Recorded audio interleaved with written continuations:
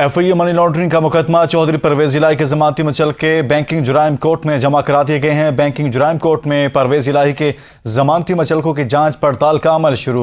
जमानती मुचलकों की मंजूरी के बाद रिहाई की रोपकार जारी की जाएगी।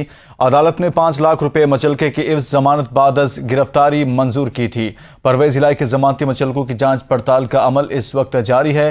परवेज इलाही के जमानती मुचलके बैंकिंग कोर्ट लाहौर में जमा करा दिए गए हैं।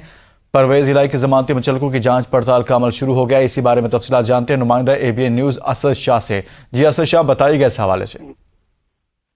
जी बिल्कुल, मैं आपको आगाह करता चलूं कि एफआईए मनी लॉन्ड्रिंग के मुकदमे में चौधरी परवेज इलाही ने जमानती मुचलके बैंकिंग जुराइम कोर्ट में जमा करवा दिए हैं। बैंकिंग जुराइम कोर्ट में परवेज इलाही के जमानती मुचलकों की जांच पड़ताल का अमल शुरू कर दिया गया। जमानती मुचलकों की मंजूरी के बाद रिहाई की रोपकार जारी की जाएगी।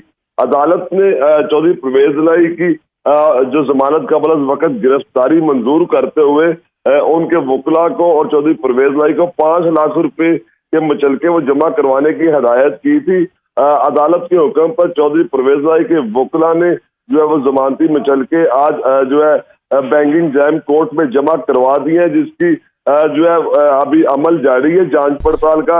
जैसे ही जांच पड़ताल का अमल मुकम्मल हो जाएगा, सारे क्वाइस मुकम्मल करने के बाद अदालत की जानिब से चौधरी परवेज इलाही की रिहाई का जो परवाना है वो जारी कर दिया जाएगा। जो रोकसार है इसके बाद जारी किया जा सकता है। बहुत शुक्रिया असद शाह।